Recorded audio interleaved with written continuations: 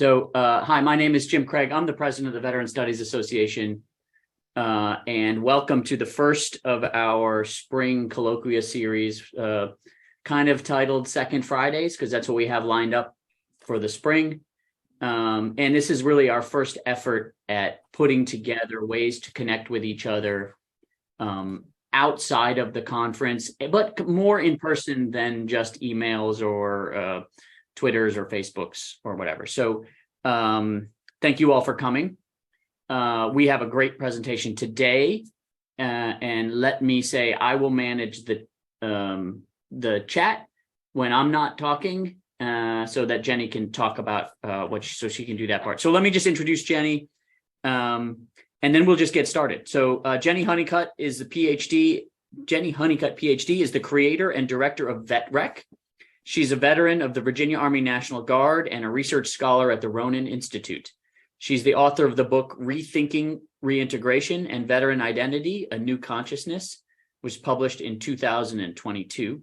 She's passionate about bringing together the veteran voices to research space and is an advocate for the community engagement with veterans. And her presentation today is talking about how to research with veterans rather than on veterans. And with that, Jenny, I'm going to pass it to you. And we're really excited to have you. Thank you for being the inaugural speaker of the colloquia series. And over to you. Awesome. Thank you so much, Jim. I am thrilled to get to be the first person to speak at this series. And I'm really excited to see VSA, engaging in this way. So I'm excited to help lead and guide this conversation. I'm going to go ahead and share my screen. So my style is discussion. I want to talk with you, not at you. Here we go. I am an academic though, and it's PowerPoints are in my blood. So I do have one that's going to be part of it. Here's my agenda and kind of what I want to do. I would like to do a little bit of an icebreaker. I want to hear from each of you just a brief introduction, who you are, kind of where you're at. And this part is difficult, but I'm going to challenge everybody to keep it to like a minute or so, just because we've got a pretty good sized group here. And we want to have time for everything. So I challenge you to keep your connection, telling us what your connection to veterans or veteran work is, to about a minute. And then after that, I want to have a bit of a discussion around my guiding sort of motto and the theme that drives and stewards my own work forward, which is research with, not on veterans. So I want to just have a discussion with you all about what that means to you, what that looks like in your work, how you have seen that in action or not in action in academia, in the veteran community space. Then I'll give a pretty short overview and presentation about VetREC. VetREC, if you don't know, stands for Veteran Research and Education Curation. It is my small business that I started a year ago, but it really became active last November. So it's new, it's in the startup phase, but it's where I'm spending my time doing consulting work and community building in the veteran research and program development space. So I'll give you an overview of what VetREC looks like, what I do in that work. And then I want to end with having more discussion. So let's start with icebreakers. I will go first. Again, I'm Jenny. I'll give a more thorough kind of background in my presentation of my academic and veteran journey and what's led to where I'm at now. I already mentioned, I'm not sure everybody was here then though. I'm in central Illinois, so I'm about 3 hours south of Chicago. It's rainy and cloudy today, which is okay. And my connection to veterans and veteran work is long and in depth. I joined the Virginia Army National Guard when I was 19. I served for 6 years as an enlisted soldier. I transitioned out in 2014, right into higher education. I moved from Virginia to Colorado for my PhD program at the University of Denver. My first year of my doctorate program, I got really heavily involved in veteran advocacy and community engagement in the Veteran Service Organization or VSO space. I did so as a way, I think, to help ease my transition out of service. But I learned a lot about community engagement, and I'll talk about that a bit more in my presentation. After that, I took a job at a veterans center at the University of Illinois Urbana-Champaign. That's how I ended up in the Midwest. I worked for that veterans center doing research, administration, and facilitation across campus for about 4.5 years before I made a bold and exciting decision to transition out of higher education into the entrepreneurial space. And that's when I created VetREC. So anybody feel free to unmute Jenny, if you themselves. want me to, it might be easier. I'll just name people Perfect. that way people go. So, and I'll model it. My name's Jim Craig. I'm in the sociology department here at you're not here, at the University of Missouri, St. Louis. And I'm an academic after spending a career in the Army. And I got connected to veteran studies in 2014 or so when I heard that Eric Hodges and some people at Virginia Tech were doing some of this work, and I wandered down there to meet him. So Mayor, you're the next one on my list. All right, awesome. I'm Mariana Grahowski, and I live in northern Michigan in Hancock, the Upper Peninsula, and I've been in the veteran studies space since 2011, 2012. Learned about veteran studies from social media, particularly Travis Martin, and learned about the first Veterans in Society conference that Eric Hodges put on, and went to that conference and has gone every year since. I started the Journal of Veteran Studies in 2016 and helped co-found the Veteran Studies Association. And right now, one of my jobs is that I am a lecturer of veteran studies at the University of California, Irvine.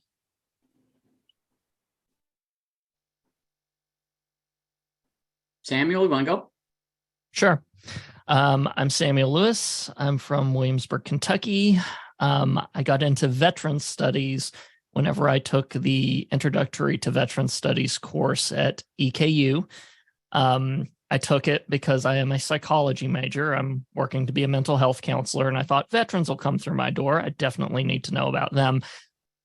And then I became hooked. I just totally became hooked by the entire thing. Now I run the Veteran Studies podcast for EKU as well, and I'm going to start helping the VSA with media stuff, I guess is the best way to put it. So, yeah.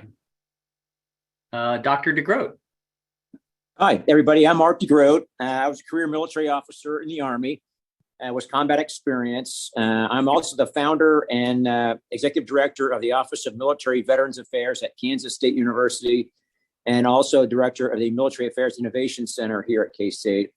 I'm a third generation veteran, so I guess I've been doing veteran studies my entire life in one form or another. I did my doctoral dissertation as a lived experience phenomenology on studying post 9/11 era veterans as they transition to civilian life in the workplace. I've got a consulting company. I work with a lot of things, particularly in the arts in service of veterans, with programs like the Creative Forces Program to the NEA and DOD. And I'm also very active in veterans wellness and bringing adjunctive behavioral health care therapies to transitioning veterans.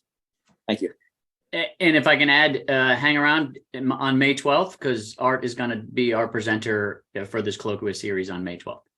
So, all right, Eric, you're next on my line. Hello, everybody. My name is Eric Hodges. I am in the bustling metropolis of Farmville, Virginia, where I work at Longwood University. I am an assistant professor. I just got my tenure letter, so hopefully moving up to associate professor. So excited about that.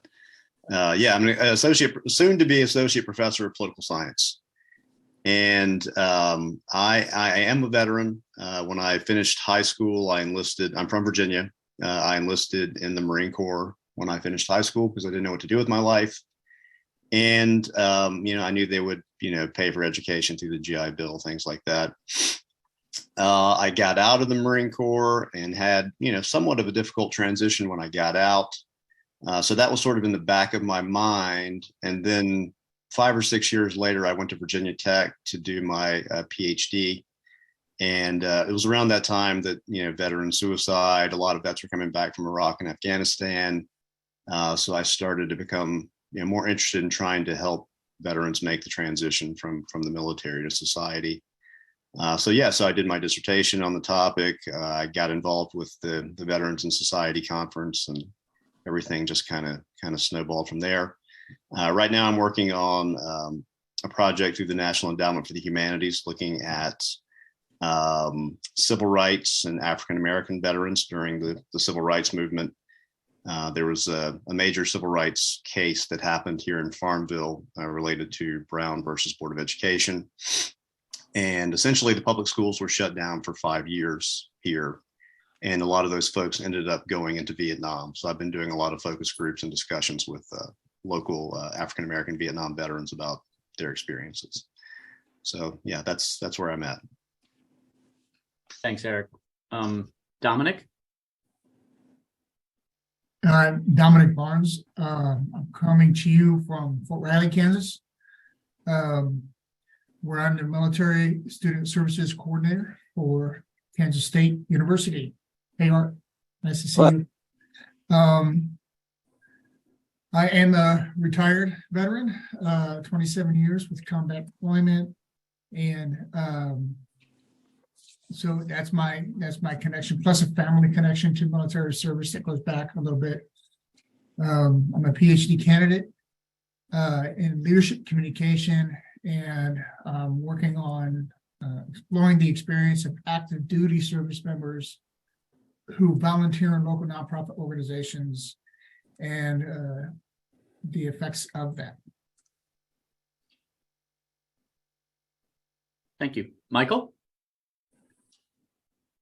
Hi, everybody. I'm Michael Brock. I'm with the Uniformed Services University College of Allied Health Science out of San Antonio, Texas. So I kind of see like a pre-veteran population of students, both through the School of Medicine with Uniformed Services University, and now through the medical education and training campus student population, which are our allied health science providers within the DoD. I am a 30-year veteran. I retired in 2018 and kind of found the College of Allied Health Science through some other assignments that I've had as part of the medical training processes. Stumbled across this, I believe, through a LinkedIn post here. Thought it was very interesting. We are a fairly young college underneath the university. Only been in existence for about 5 years, so we're really looking at doing more longitudinal studies on our students as they progress through their military career into veteranhood, I suppose, to, I guess, create a term. So it was just something kind of interesting to see what you guys are about, and happy for the opportunity. Yeah. Michael, thank you for coming. And I will post later or in the chat membership opportunities for VSA, but we're open to all. Of course, we want members, but we're not closing it out. This is for anyone who wants to come and interested in this field. Sure. Carrie, you're next.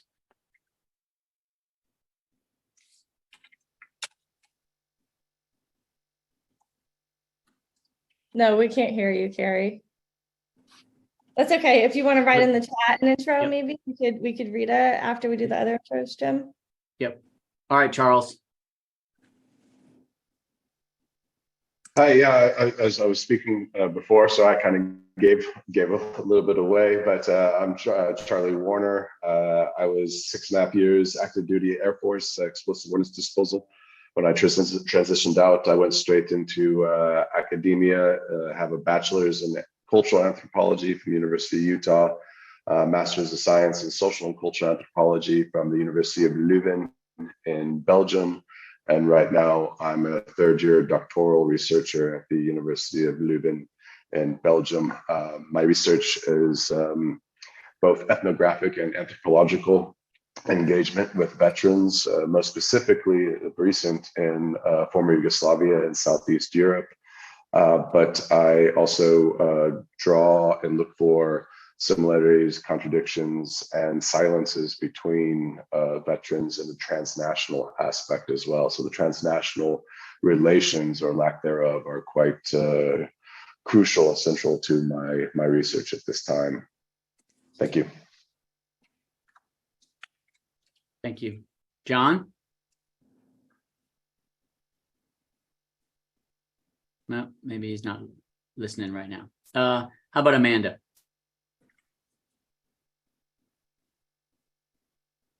Hello, I'm Amanda Hansford. I go to Eastern Kentucky University. I live in Somerset, Kentucky, but I attend school at Richmond, Kentucky. And I am getting my doctorate in occupational therapy. And when I was an undergrad, I started with taking some veteran studies classes and ended up getting my certificate in veteran studies because I loved it so much. And then I was actually able to, this past semester, go to the Veteran Studies Conference in Phoenix and present there. So I've done some research with the veterans, and I got to speak with one of the classes on campus the other day about my research and things with veterans, and kind of encourage them to also work with veterans. And I've just really enjoyed working with veteran studies and different things like that. Thanks, Amanda. Nice to see you again. She did a great job at the conference. Ashton? Hi. So I'm actually still a full-time college student. So I'm actually at my job. So unfortunately, I can't turn the camera on. But like I said, I'm Ashton Little. I'm a senior here at Eastern Kentucky University. But veteran studies has kind of always been important to me. My dad was actually in the military. He did naval intelligence in Desert Storm and actually completed BUDS training to go to do missions with Navy SEALs. He did that until he was in his upper 20s, moved home and was a police officer. But both of my parents are actually public servants, so I've always been like a military first household. My dad also now owns a private contracting company called Core 360 that works hand in hand with the Department of Defense. So this is definitely something that's been prevalent my entire life. He was actually deployed as a private contractor between the time that I was 8 and 14. So when I was 11, I started my own company called Soldiers for a Cause. It sends military care packages overseas and helps kind of deliver just a piece of home that they may be missing while they're deployed, fighting for our freedoms and things like that. As far as veteran studies go, when I came to Eastern, I was very, very interested in that because, like I said, that's kind of been a part of my whole life. So I joined veteran studies, and I actually graduate in May with a bachelor's in English, a bachelor's in marketing, and a minor in veteran studies. I'm hoping to get my psychology doctorate here from Eastern Kentucky University, and I'm doing a specialization in veteran studies and military social work. So I'm hoping to continue that work at a local VA or something like that. But thank y'all for having me. That's so great to hear. Jeni, that's it. You're on. Awesome. Thank you so much, everybody, for the intros. I wrote down, I was just kind of jotting down thoughts as you all were talking, and a few things I wanted to highlight. One is the transdisciplinary nature of this work. Veteran studies cannot be pinpointed to one discipline or one field. I mean, it truly embodies not only interdisciplinary two together, but transdisciplinary. It transcends disciplines, whether that's poli-sci, my background's communication studies, psychology, sociology, English, anthropology. There's so many, the applied health sciences. I've worked with, brain scientists in the TBI space. So there's so many different ways to work with veterans when it comes to research. And I just think that that's phenomenal. And it's something that really excites me about this discipline. the different roles that everybody here is in when it comes to working with veterans, from, being in higher education veteran centers to being professors in the field, students, that are engaging in learning and learning research with this population. So I think that's incredible as well. And then the other last thing that probably is the most important is the connection most have to veterans, the military connection, whether you've served yourself or have family that have served. I have a theory, I've always had a theory about academics, myself included, and it's that we tend to research ourselves to some degree. And knowing that this discipline in particular, people that have their own lived experience that come to this work and bring our lived experience to this work, and that's something we'll talk a lot about in the discussion today, inspires me. And I think that it's something that's really meaningful and unique about this area of work. So those are a few thoughts I had. Thank you again for the intros. I want to spend the next about 10 minutes or so in a discussion around the difference between research with versus research on. So I'm just going to open the floor before I kind of get into what that means for me. I want to hear from you all. The concept and the term research with, not on veterans. What does that bring up for you? What do you think about? What does it mean to you? And you can speak from the experience with your veteran hat on, your military family member hat on, or your solely academic research hat. There's many different ways to come at this. So feel free to unmute yourself. If we have lots of people speaking at once, we'll try the raise hand feature, but I think we should be good. And I'll just open it.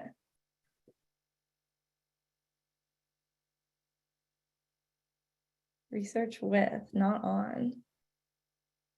Can I start, or is there? Yeah, go for it, Charles. Is that right? Let me change my view here so I can see everybody. Okay, see myself and make sure I'm centered. So you mentioned, you can wear different hats in answering this question. And I think in one aspect of it, one of the motivations that I've had from, especially when I started my master's, was looking at doing literature reviews and looking at the emphasis that what we call now is veteran study, but as an umbrella thing. But if you look at the literature, so much of it was the veteran is always in a clinical setting. The veteran is always in a hospital or in a savior case or something along these lines. And I was rather curious about why there wasn't more holistic engagement with the veterans. And that's me speaking as a veteran, trying to look for myself, perhaps in the literature, the academic literature, as I was coming up as a master's student. And everything. And then on the flip side of that, then the first thing that jumps to mind is the ethics of ethnography and ethics of anthropology and anthropological engagement. And I'm always quite careful to say that my ethnographic fieldwork is alongside veterans, and it's not on. And I always move away from that term and try to emphasize the reciprocity that's involved with this type of research, with the stories and the experiences and the voices and the cross-gender boundaries and transnational boundaries. So those are things that always pop up quite immediately with this with, not on, narratives. And thank you. Thanks, Charles. My ears perked up when you said reciprocity, because that's really so much of what it's about. And my background is critical qualitative research. I'm an ethnographer as well. So that the ethics around, I'm going to sort of go into a community and I'm going to do research on them as not really a participant of the community, more as sort of, somebody kind of coming in and looking on, versus a participant and active engager with the community and giving back, and the community being part of asking the questions and being part of the entire research process. There's really a difference there. And it really does bring up a lot of ethical, situations and considerations when you're doing that type of work. So thanks for speaking to that. That's definitely an important part of this. Yeah. Other thoughts about research with versus research on? I mean, it's definitely one of those things where you have to think you are dealing with human beings. I always think of that from the psychology, mental health angle that I come at with my stuff is that there's always this weird trap, I guess is the word I'll use, of getting so clinical and academic with something that you forget these are human beings, and never forget the human element. That can be a way to disservice a group of people, I guess, if you don't remember the human element involved. Yeah, certainly. And you brought up the word clinical too. Charles said clinical as well. And yeah, I mean, that's a big part of it. I think what I've seen in my work with veterans and veteran research over the past decade is a lot of, the research on model, which I think academia can tend to foster that model, but having really good intentions, right? I want to go in and I want to help veterans. I want to, there's a little bit, I think, or can be a little bit of a savior mentality with that, but I'm going to help, I'm going to make a difference. I'm going to heal veterans. I'm going to treat, I'm going to cure veterans, versus the with approach is really understanding. That's where, patient-centered outcomes research, really understanding what are the outcomes that veterans care about the most. And is that central to the research questions that we're asking, the methodologies that we're employing, the way that we are going at the entire research process? Are we centralizing, Charles said it too, the lived experience of the veterans? Is that part of what's driving the research forward? Yeah. Other thoughts? We have time for maybe one or two more. I've got a comment. This is Art from Kansas State. Yeah. It's interesting. As I've been working in this field for a number of years, it seems like there's in the practical world, the term veteran is like a monolithic group, a cohort. If you're a veteran, you're all basically have some very similar characteristics, but there's really a broader differentiation that we all know amongst veterans, depending on their experience, where they serve. There's differences by generation. There's differences by the kinds of wars and missions they did. There's huge variations on which branches of service or components. There's gender differences in service. So I think we're really getting to the point where this promoting the monolithic version there, that a veteran is a veteran is the same stereotype, is actually dysfunctional. And so I love all this lived experience work and things where you start to define some of the differences in the different cohorts of veterans. By my count, there's probably 12 or 13 different categories of veterans.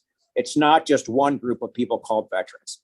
And so I think all the work that differentiates the different lived experiences of people that are generally defined in the broad category of veterans population.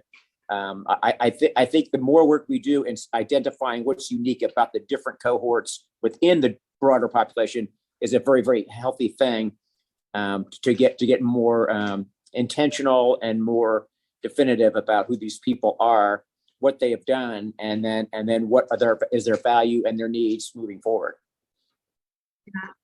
Yeah, that is spot on. Our as veterans, we have a shared lived experience. Certainly, we have a shared lived experience of being part of the military institution. And if we have separated from service, we have a shared lived experience of a transition or an integration. Somebody that I was talking to yesterday said he prefers the term integration over transition, and I kind of putting that in my brain to go back to and really think about. But it's that integrating these different experiences, right? But and we have all of these different identities as service members. I mean, the military is one of the most diverse organizations that exists. And those things are not to be discounted. I mean, they matter so much. If you're a woman leaving service, if you are a Black man leaving service versus a transgender veteran leaving service, if you're Vietnam era versus post 9/11 era, you have very different experiences of the transition out. So that's incredibly true. And when it comes to lived experience, to driving work and driving the research, those are all things that matter and that really need to be part of the conversation and part of the design of the research with. Charles, I see your hand. Yeah, if it's okay, if I jump in for another little side comment, I don't want to I will probably over the years sound like a bit of a broken wheel, but is reverting back to looking at how the narratives, how we're constructing our narratives. So when using the word military and using the word transition, these are very formal constructs that we're all used to, but these aren't necessarily the jumping off points for the veteran experience for everybody. You have in Croatia, you had very informal, almost quote, quote, paramilitary forces that weren't formalized in any sense of the manner. And some of the soldiers were wounded before the military actually became formalized. And so they're struggling for recognition as veterans because they were engaged in combat, but were wounded and injured, sometimes KIA, before Croatia was recognized and before the Croatian military was recognized as such an entity. And so I just kind of wanted to throw that out there as an idea, as something that we need to also pay attention to when we're talking about how the veteran experience is initiated, how it begins. And this is very much me trying to push back a little bit and engage a little bit with the narratives. I hope you don't mind. Not at all. You're speaking to my heart a little bit on that. I'm a National Guard veteran who never deployed, and I spent a long time negotiating my relationship to veteran identity. Yeah. My book that was mentioned in the intro is all about veteran identity and the reconfiguration of what it means to be a veteran. And I even theorize in my book a bit that every person who served comes up against that, bumps up against that narrative a little bit. What is a veteran? What does it mean to be a veteran? What counts when it comes to military service, and how all of that trickles down to help-seeking behaviors, getting support that you need through hard transitions, through, if you experience something that was trauma-inducing in service, getting help. So I appreciate that you brought that up, because I think so many of us that served question that, and there's not enough conversation around it. Eric, I see, excuse me, I see your hand. Go ahead. Yeah, actually, I think what you guys are talking about is more interesting than what I was going to say. But I was just going back to like the initial question about what does research with, not on veterans mean? And to me, research with means that you're co-creating knowledge. You're not necessarily seeing yourself as this expert who's coming in and is going to reach these grand conclusions, but realizing that the veterans themselves are the ones that actually possess the knowledge in a lot of ways that you're trying to get at. So, I think Charlie was mentioning this too when he was talking about positionality as a researcher, but just being aware that you're not coming in and, coming up with these grand conclusions on your own, but you're actually working with the veteran. And maybe you're presenting a different theoretical explanation or a different lens to help the veteran understand their experience, but the veterans at the end of the day are the ones that actually have the knowledge that you're trying to express in some particular way. That's beautifully said. I absolutely love that, co-creating knowledge with veterans. I gave a similar talk like this yesterday, and there was a veteran in the group who's not an academic, but really spoke to, I have all of this lived experience. I've been through it. I've had boots on the ground. And I think that matters. And I think that can make a difference and help researchers to understand the cultural nuances and all of these pieces that those who maybe didn't serve or don't have a direct connection or in-group status with this identity and this community and culture can benefit from taking that co-creation knowledge. And a lot of that's about humility, right? Coming at the research with some humility and saying, like, I'm not the expert here. I'm an expert in research methods and, the scientific approach. But when it comes to really understanding the outcomes that are important, the culture, the identity pieces, those who have the lived experience are the experts. And taking that approach can really shift the perspective of how the research is done. Thank you all so much for engaging in that conversation with me. I could talk about this for hours, but we are at 12:40, so I'm going to jump into my presentation part, which is giving you a bite of VetREC and what it is. I'll probably go through it pretty quickly so we have some more time for questions and discussion at the end. I think for the sake of me getting through this in a timely manner, go ahead and jot your questions down or put them in the chat as I'm talking, and then we will make sure to have time for them. Okay, so VetREC, I mentioned, stands for Veteran Research and Education Curation. So I told you a bit about me. I'm the creator and director of VetREC. I like to think that VetREC is not my baby, I'm VetREC's baby. So this is an idea I've had for quite a while. And I'm really honored to finally have been able to kind of bring it to fruition and be the steward of this idea and this approach. I'm an Army National Guard veteran, and I'm a research scholar at the Ronan Institute, which is an independent research organization. I also still have an affiliation with the University of Illinois Urbana-Champaign, and still do a lot of work with those folks over there. All right, so the why, the rationale, and the justification behind VetREC. This graphic is on my website, which I'll make sure you have my website and email at the end of this. So if you want to dive deeper into it, that's there on the website. But for the purpose of time and kind of zooming out, what is the problem that VetREC exists to solve? Well, we know that over half of all veterans, of all people who have served in the military, do not go to the VA or not enrolled in the Department of Veterans Affairs. And the majority of veteran research, human subjects veteran research, happens with VA veterans. So we know that there's a big underrepresentation of veterans of the lived experience of military service in veteran research, given that most human subjects veteran research happens with VA veterans, and most veterans do not engage with or are not part of the VA. We've seen over the past 10 to 15 years a kind of mass emergence of VSOs, veteran service organizations. These tend to be nonprofit organizations in the community space that are offering some type of direct service or program or care to veterans in the community. So we've seen them really growing, I think, as a response to the need of veterans not going to the VA maybe not being able to serve all of the veterans, particularly the post 9/11 era. So we've seen this outpouring of VSOs stepping up over the past decade or so. As VSOs, like I said, most are nonprofits.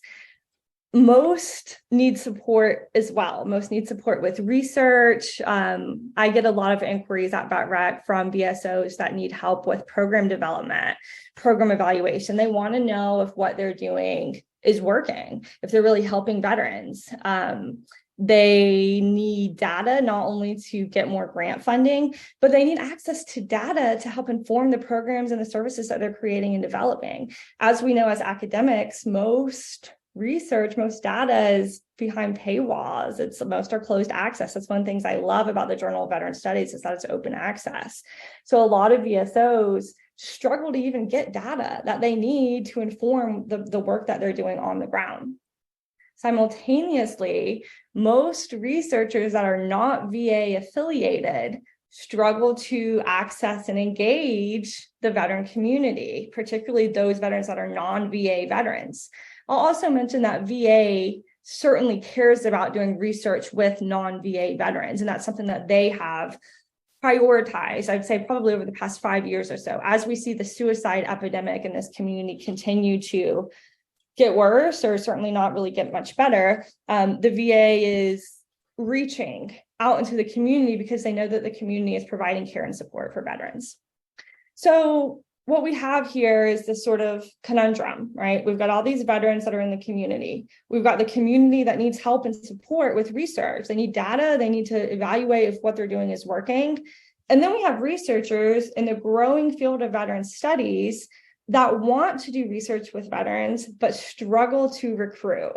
So if you're a researcher and you have done human subjects research with veterans, I can almost guarantee you have had a struggle and a challenge to recruit veterans for your research, to get them to answer the surveys, to do interviews with you. It is like pulling teeth. And there's a lot of reasons behind why this is particularly challenging. I mean, human subjects research recruitment is challenging in general, but for veterans, it's heightened. There's sort of extra layers of why it's so hard to get them to engage.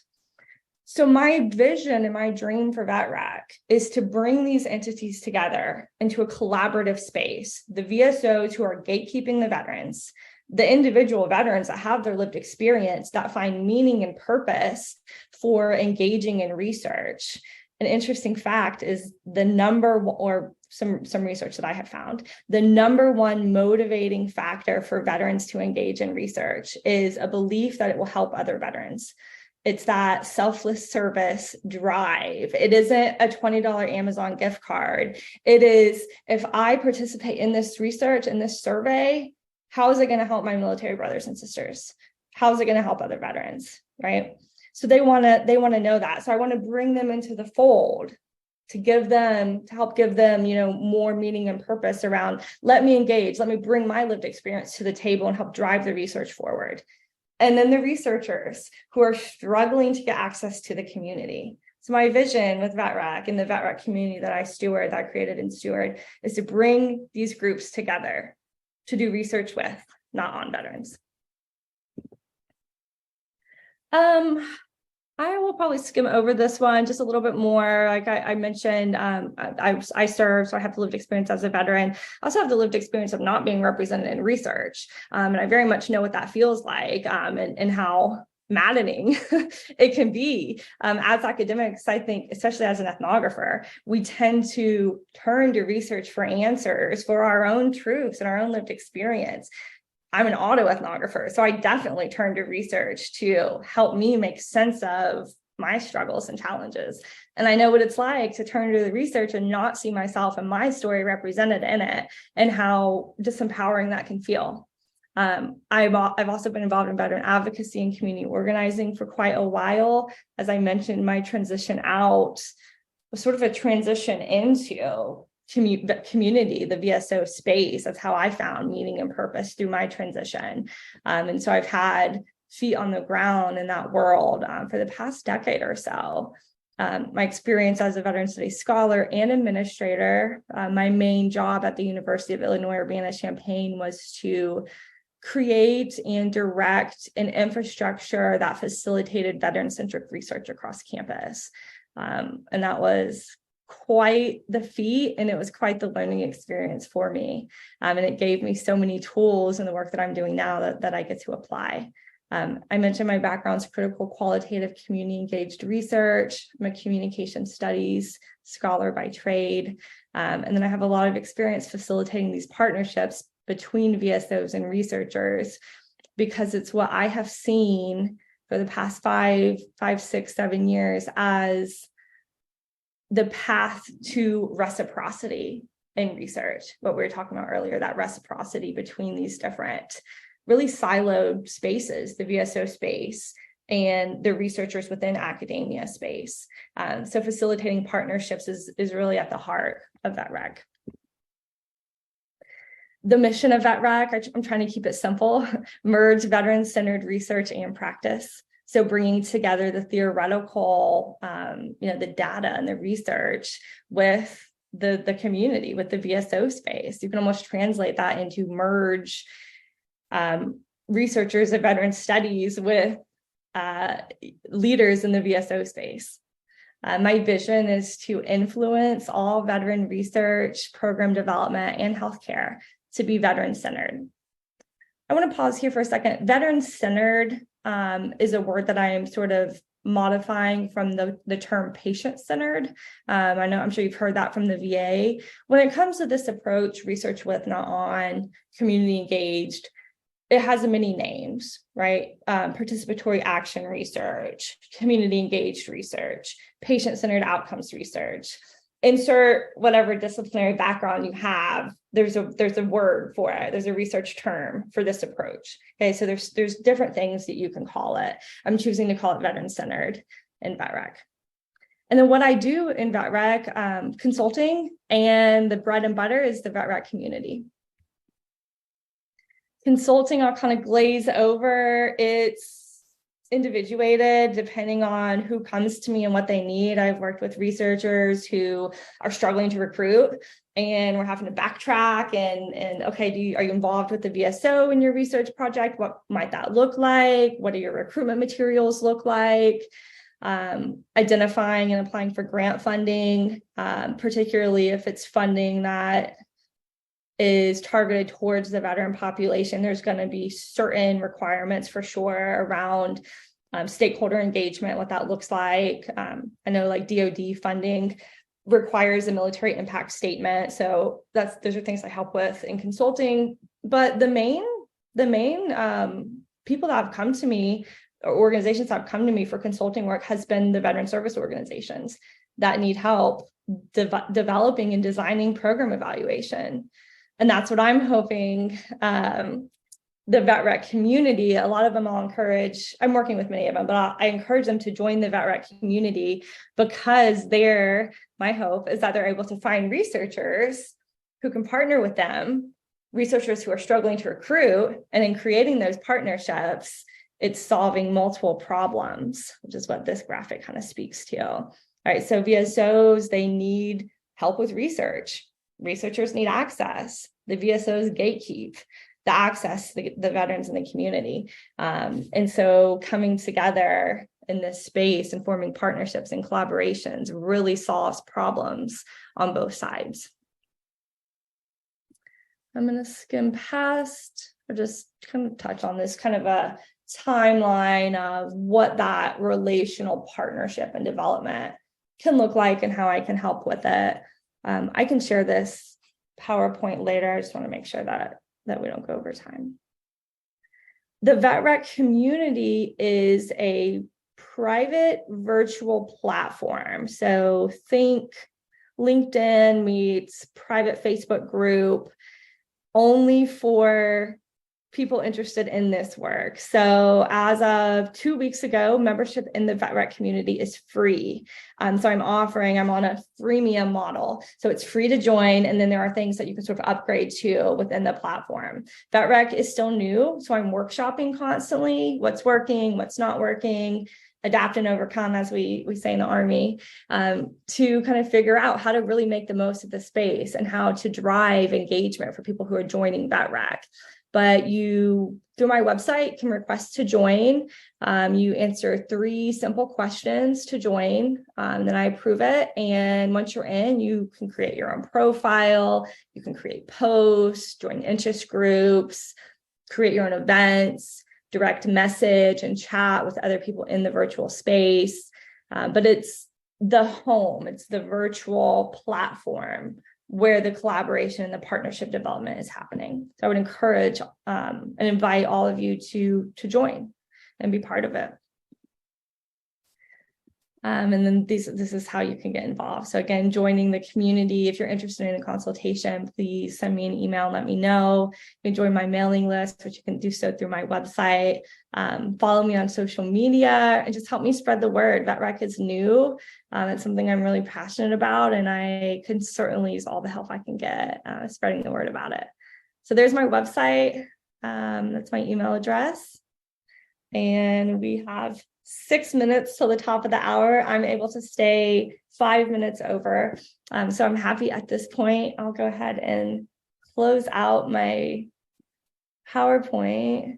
There we go.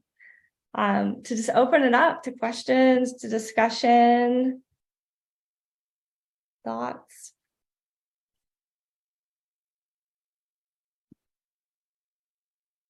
Yeah, Mir.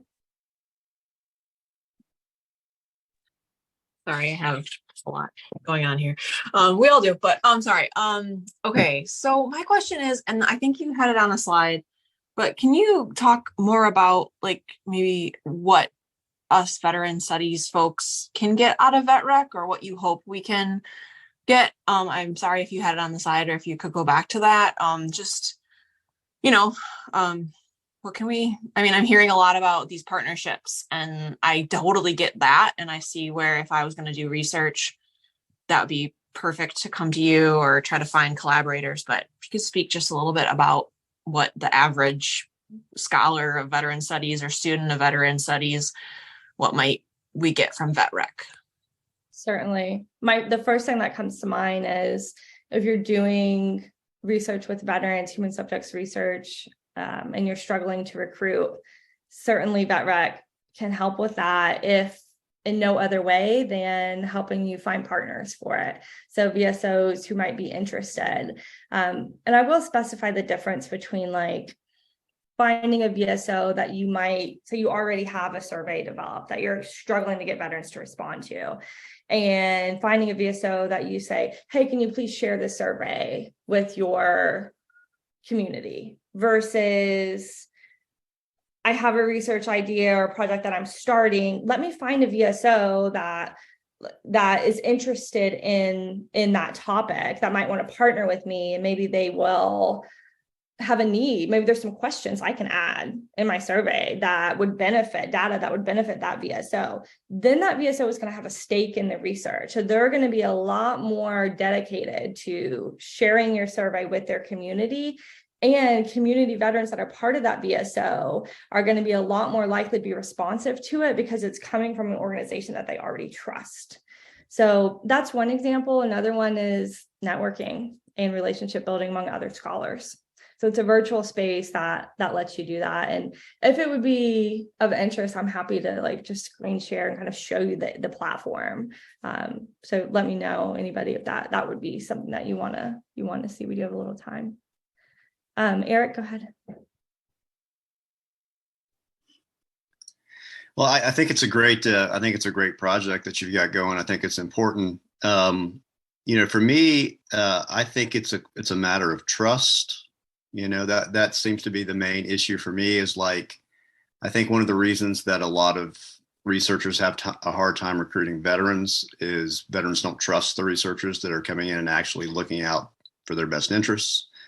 There's a lot of money, right, floating around. It's like a cottage industry helping out veterans these days, even amongst VSOs, right? I mean, as a veteran, how do you know that you can trust this VSO is actually acting in your best interests? So for me, like, if I were thinking about ways to try to connect these three spheres, the VSOs, the researchers, and the veterans, I would be looking at some kind of vetting process or something like that, where you can demonstrate that this researcher actually does care about veterans and not just getting tenure, right? Mm-hmm. Or this VSO actually does care about veterans, not just taking money, from the federal government to support their own ends. But how do you, if you really want to make that connection, I think you have to demonstrate that trust. And I think that's hard to do, because I think it takes a long time to develop trust. So I think that's what has to happen. Yeah, certainly makes me think of a lot of veterans have experienced institutional betrayal. And I mean, I'll speak from my veteran hat. We don't want to be poked and prodded in research. And you're exactly right around like the money that's floating around. That's something, being part of an R1 university, I saw a lot of. There's so much grant funding available for veteran research. So a lot of academics kind of falling into that research on trap. I think it's conditioned, and it's part of the system is creates a research on versus research with mentality. We'll be really interested in pursuing funding that's available, but don't know how to take that research with approach, which can end up, causing issues in the community. So trust is certainly important, and vetting is something that I'm thinking of a lot constantly with VetREC. So I have some screener questions for joining. And then something that I told somebody yesterday was, you can join the VetREC community as a researcher and you can share your flyer. But my hope is that I'm envisioning 100 individual veterans that are part of the VetREC community, and a survey is shared in the community, and the community decides, is this research with or this research on? And it's left up to the researcher to do the work of communicating that it's research with, and how they do that, and building the trust. And that I hope VetREC, that I'm sharing enough tools to help a lot of academics make that shift, that mental shift from research on to research with. This is a great point, Eric. Jim? So I was just struck following up on Eric's comment, and there, especially in yours, coming from an R1 university, and the money around veterans, but that money around veterans, not all of it, but a lot of it comes from National Science Foundation or National Institutes of Health. and they have a perspective about what a veteran is, and they want to solve a problem in the community, which then creates a whole set of issues around veteranness. So I'm excited for your platform, because I think maybe we can do a little bit of end around of that. I mean, we're not going to get money like National Science Foundation money, but we can start working on that. And maybe we can share some of the National Endowment for Humanities work that's available and happening, because that's the place that I found they're allowed to share different perspectives on veterans and veteran status and veteran identities. And maybe it's because it's a humanities work more than a science work or a health work. But I appreciate what you're doing very much. So I just had to raise my hand and chime in on that part. I appreciate that, Jim. And I'll also add with NEH, I agree. NEH is definitely one of the ones that has space for the researcher, the community really to define what the outcomes are and how the community is defined. Also, PCORI, if you don't know, Patient-Centered Outcomes Research Institute is the primary funding agency that I pursue grants from, because they are very strict about patient-centeredness. And that's why I borrowed or modified the term patient-centered to veteran-centered from them. They have a special interest in veterans. And it's all about, they actually require, before you get research grants with them, to get smaller community engagement grants, which is all about working with community to create equity in the research process with the community. So that's another one. If you don't know PCORI, I'll just put the acronym in here. Check them out. If you're somebody that goes after research funding, they're a great one. Other questions? Dominic? Yeah, go ahead. Oh, you're muted still.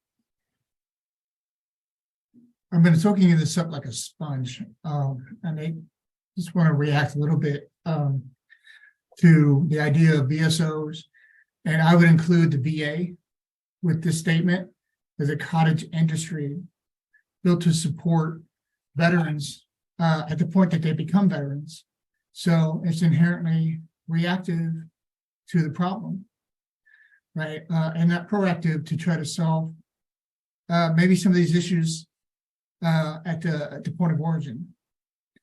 And the more I've looked into veteran research, transition, and then backing it up to the transition assistance program and the 12 months prior to separation, and then identity before the end of that, the transition from what I've seen, and I think will come out in the research I want to do, is that the challenges with the transition and reintegration begin in the middle of military service, when our active duty service members primarily, but you can speak to the Guard members as well. They're severed from their identity as a citizen, and they never gain that back. They're always therefore labeled veterans and both put on a pedestal, but also are less than other citizens. They're always separated out. So I'm hoping that working with active duty, I might get some reflections on the at what point do service members foresee that they're going to have challenges, or do those challenges arise and they're not even aware of them?